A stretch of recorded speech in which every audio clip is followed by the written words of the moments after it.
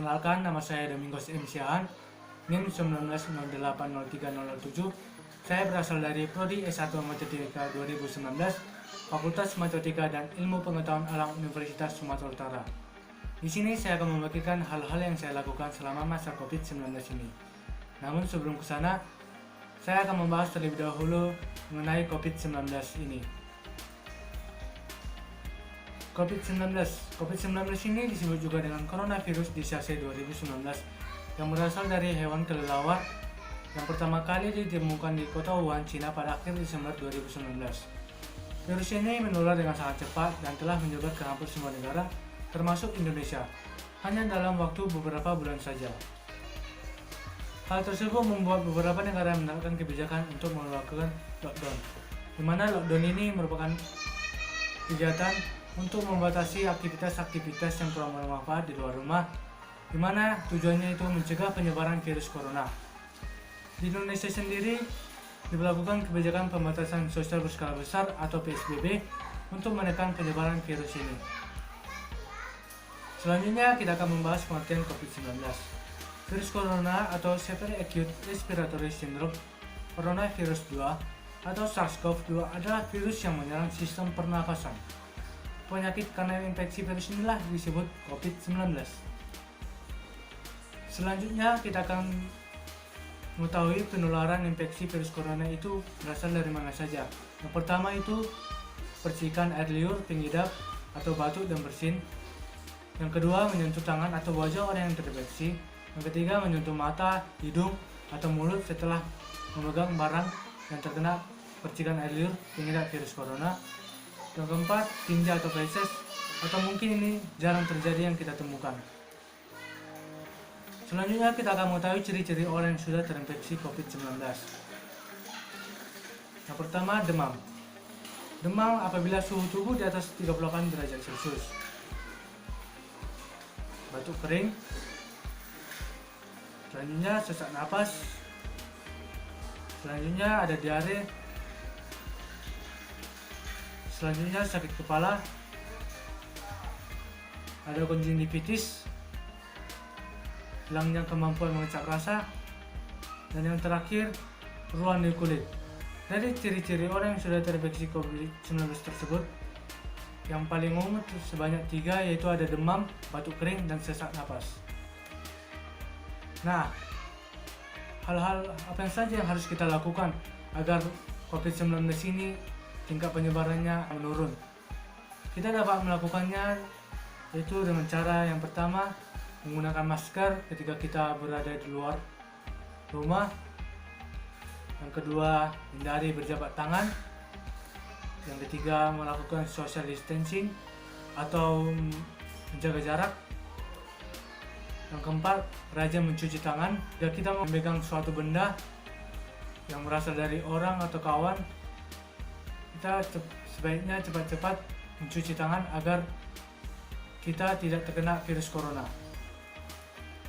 Dan yang terakhir yaitu ada menggunakan hand sanitizer.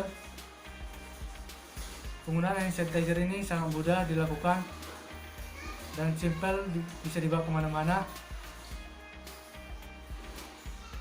Selanjutnya kita akan membahas tips-tips yang dilakukan ketika kita terkena virus corona. Jadi ketika kita terkena virus corona, kita jangan putus asa dulu.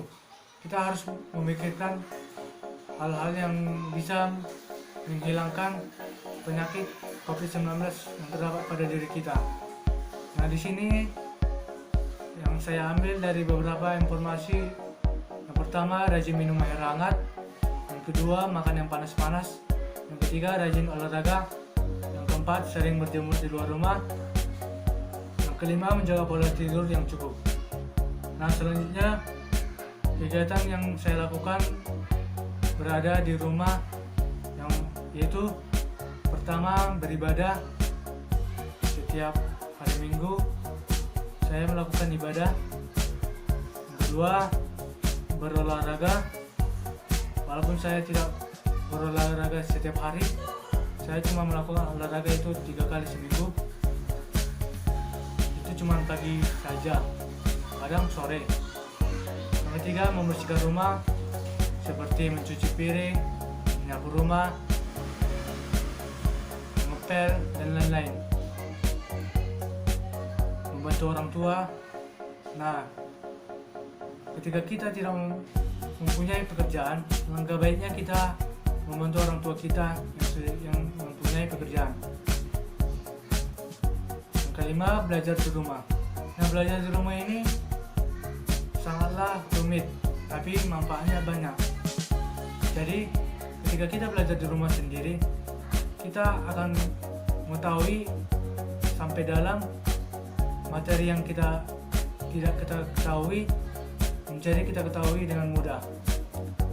Dan apabila kita bingung dengan materi tersebut, kita dapat mencarinya di internet seperti di Google, di YouTube juga terdapat video-video pembelajaran, tergantung selera kita cara belajarnya itu gimana.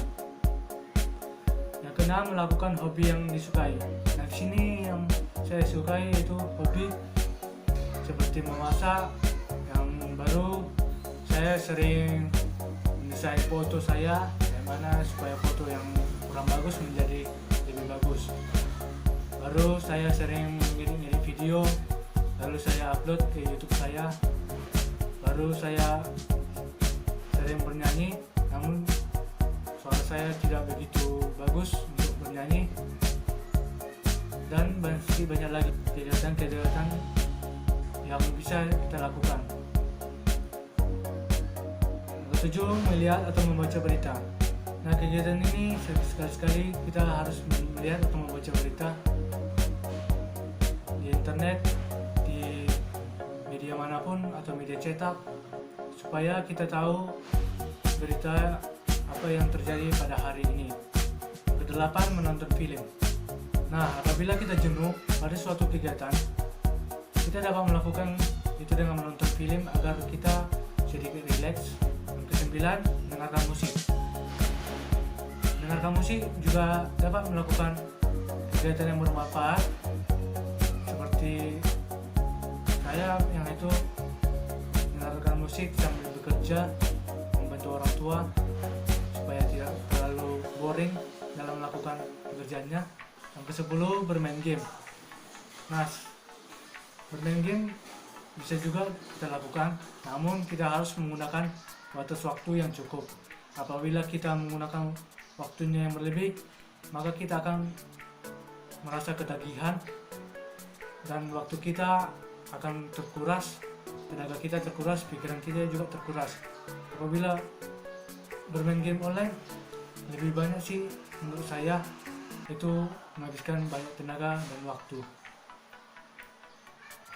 Nah, sekianlah video yang saya buat ini.